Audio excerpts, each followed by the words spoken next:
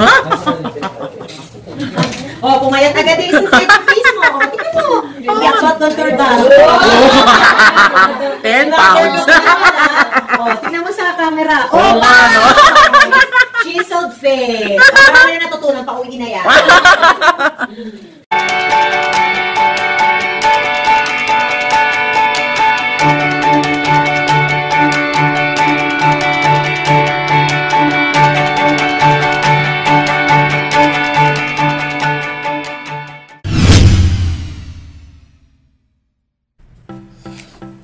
Hi Mom Cans, welcome back to my channel. Yes. And today, as you can see, medyo ayos ang mukha ng lola nyo. Ayos talaga. Minsan tira.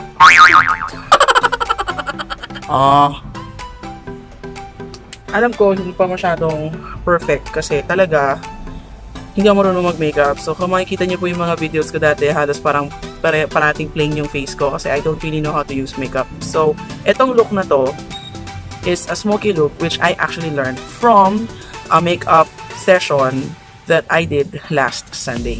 So ang pangalan ng group nila, they have classes, scheduled classes, but it's not always parang meron silang schedule. Pretty Girl Manila. Okay, so itong Pretty Girl Manila na to is nakita ng friend ko na nagtuturo sila ng basic makeup, what's the proper step in using the makeup, what's the reason behind it, and then ano yung mga purpose ng mga makeup, ano yung purpose ng mga brushes. So ang unang na-determine ko is yung skin ko ay normal skin. So I was always thinking that my skin is oily because alam mo na, pag mataba, parang baboy lang nagsisebo, ganyan. But it's normal for everyone to actually have oil in your skin because lumalabas talaga yan sa balat natin. Eh syempre, tao tayo, pinagpapawisan. Pero nung chinek nung teacher ni Ma'am Christine yung aking balat, ay doon niya nakita na normal skin yung aking face. So, and then also, determine mo din daw kung anong shape ng iyong face. Oh, diba? So, what do you think is the shape of my face? Kasi nga mataba ako. So, ang thinking nila parati is either mag-round siya or oblong. But actually, no. No. Sabi ni Ma'am Christine, ang pag-determine daw ng shape ng face is not of the fats. Okay?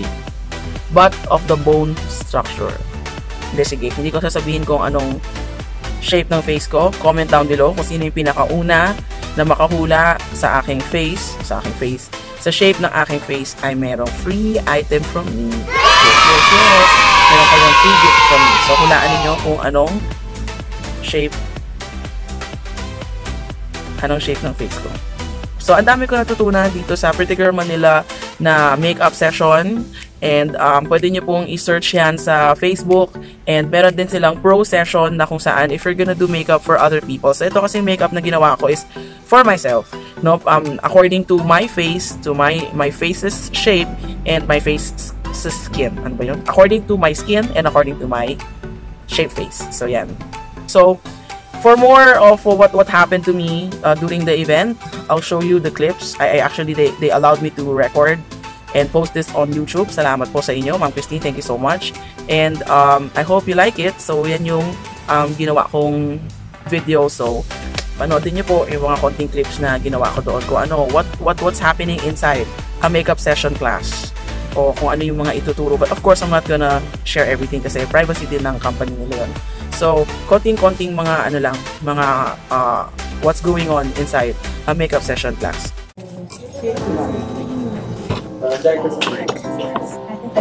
Parang pinto. Oh, it's too dark. Ayan. Dark? Tama lang. Ano pong yung ganda mo? Skin mo nga lang talaga eh. Anong kulay yan? Naku ba? Gabi ko na, ubusin mo na yan. Combination yan eh. Ito yung 1.2 at saka ng darker shade. 1.2. Tama ba? Yes. The ordinary yan. The ordinary. Dami na yan. O sige lang. Red, dot on the cheek. 1.2 and 1.2 and Ano po yung isang dark eh? Anong shade yung dark? 2.1. Ano na pala siya? Wait, so yung mga binigyan mo doon, okay. Ito mas lang. Pagka ang under eyebrow problem nyo is parang bluish, ang pangontra ng bluish is an orangey color. Pag nakuha nyo na and happy na kayo, like ikaw, pag feeling mo okay ka na, okay ka na. Pero pag feeling mo may kulang pa, pag bluish ang under eye mo, orangey ang Orange lang sa'yo. Meron kayo rin.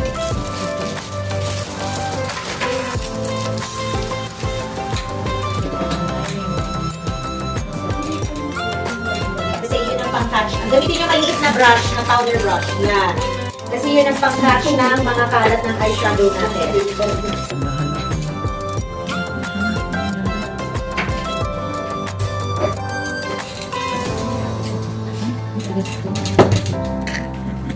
Pagalitan tayo, tapos natin tayo mag-makeup.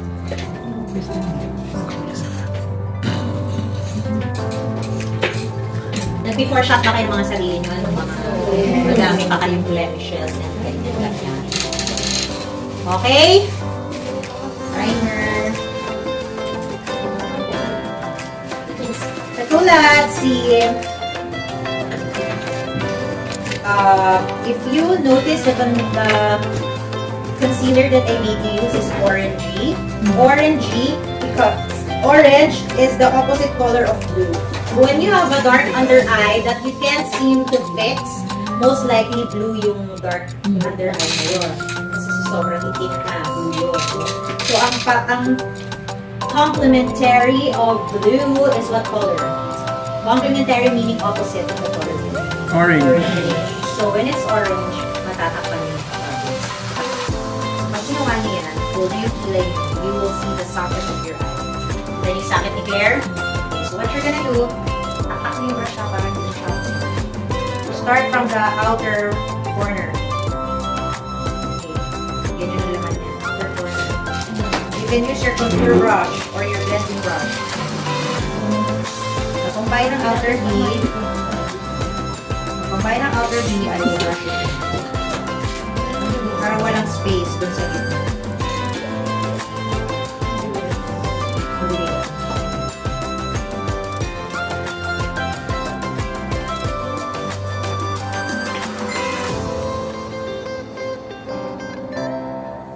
Mahirap pag bulag. Bakit bago-bago mo ito lang nakakasing dito? Okay natin.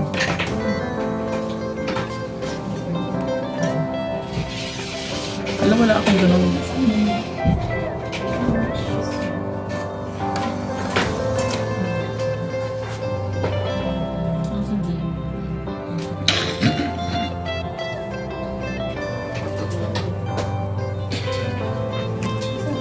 Tapos na. Ayan. O nga. Mukha na akong multo. Ay, nakalimutan ko yung ginamit ko. Ala. Use a darker shade of... Ay, contour na ba yan? Highlight pa lang yan. Hindi mo dapat pinapaabot here, di ba? I told you, up to here only, and then this should be going up. Kasi you're using an eyeshadow brush. Sabi ko, bilog lang. Bilog lang. Okay. Masaway ka kasi. Kinig ka. Ano ba? Finish? Alright, so ito na. Kailangan ka na magsalamin. Oink. Buulit there. Oh, shucks. Yung combination nito at saka nito. Kung hindi ka marunong mag-combine, ano nangyari sa buhay mo? Ang purpose ng eyeliner ay napakapalin mo. So, dito ka sa buhok ng lalagay. Oh.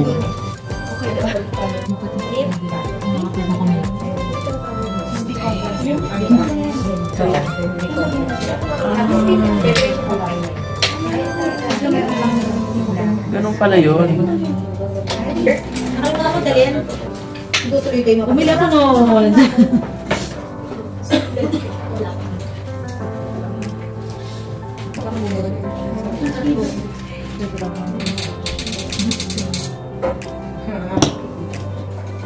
Wala daw siyang eyebrow brush. Can I borrow yours? Because you have to use it.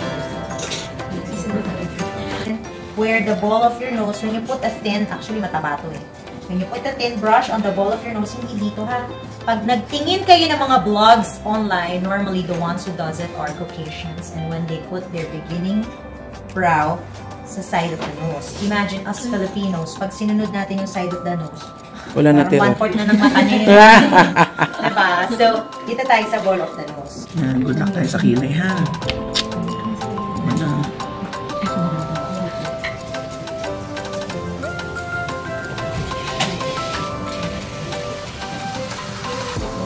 Sakto lang yung ano ko.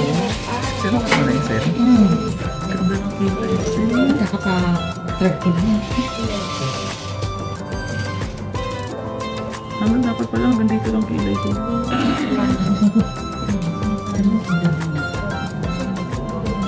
Oo. Ah, hindi. Arko pala yun. At ako lang pala yung akin. God's gift. It's two stripes. As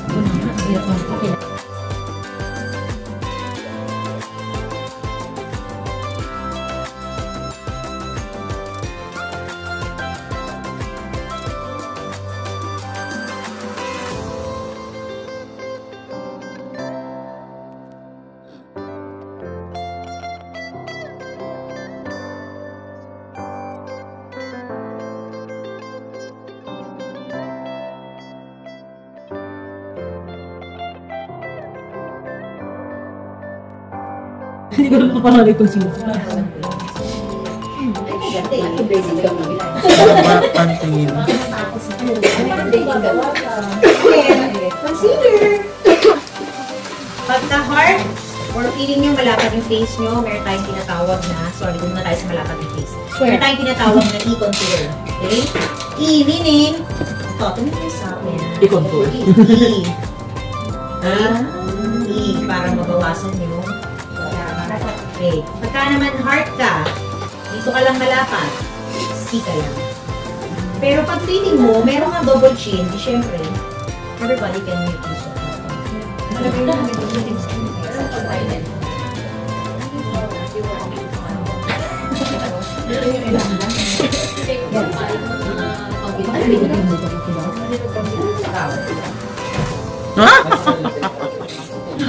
Oh, pumayat agad yung sa second face mo. Tingnan mo. Yes, what contour does. 10 pounds. Oh, tingnan mo sa camera. Oh, wow! Chiseled face. Parang na natutunan pa uwi na yan. Kaya gusto nyo gawin, Brazilian, medyo tumatriangle yung dulo. So, violet ko yun. Yan, i-drawing mo muna. Tapos, yan muna, from the middle going down. Tapos yung natitira, i-brush mo lang. Hindi na ako.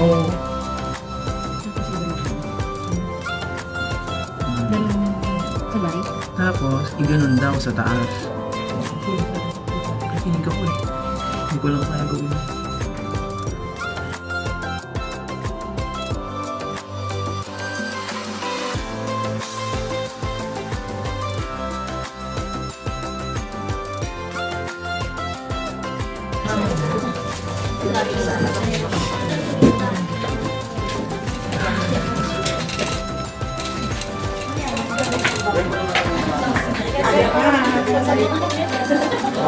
Ako mga classmates, mga bagets.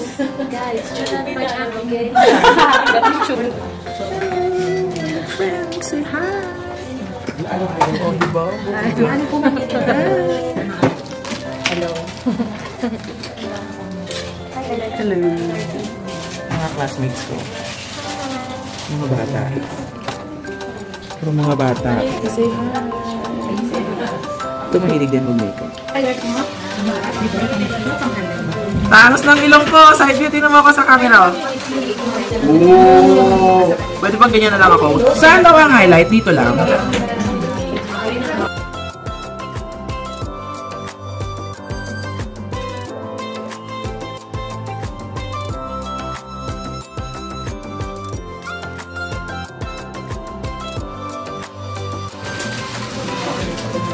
Ay, lipstick pala.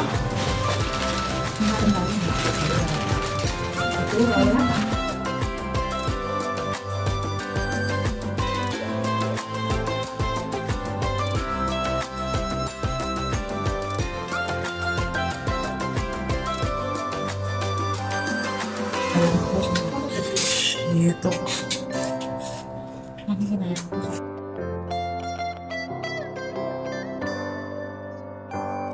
Ang gaganda nyo na. Oh, pilik mata. Oo, di ba? Ang ganda ko na. Hindi mo siya gagawin para hindi tinatalo. So, pa nagpakabit pala ako ng false eyelashes, ganyan. Para kang may gagambang bit-bit parate. Oo, ganun lang. Yan, so umpisa lang yun. Mamaya, masasanay din yung mata. Ikaw nagkabit niyan? Siya. Ay, kasi sabi ko eh. Hindi pwede.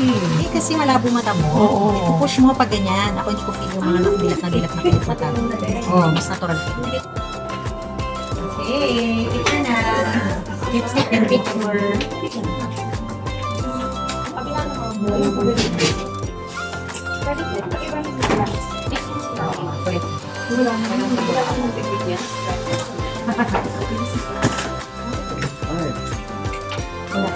Mag-hair ako na. Grabe!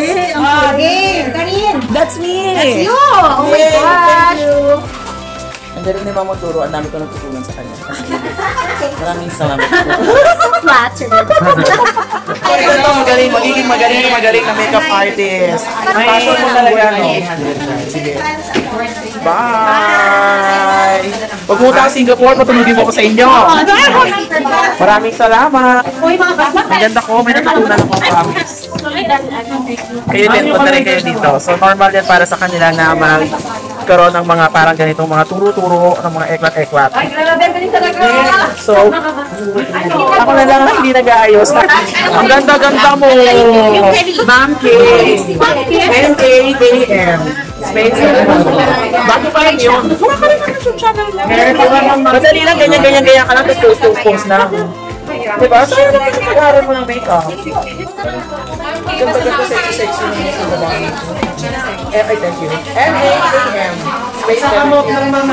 Bye! Namawit ako.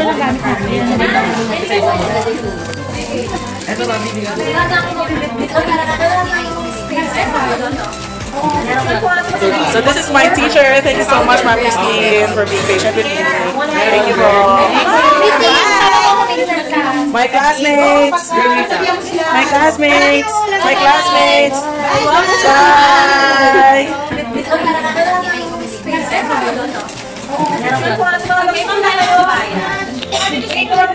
How do you like my makeup? Nice? Ako nag-makeup niyan. Of course, with the help of my teacher and the people here. Ganda, no?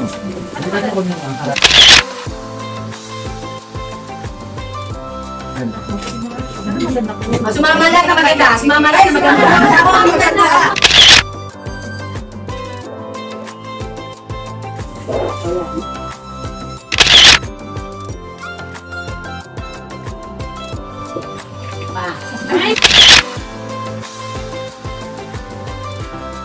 So that's it, Momkins. Thank you for watching this video. I hope you do like this video. If you do, please do click that thumbs up sign and share this video to your friends para may matutunan din po sila about makeup.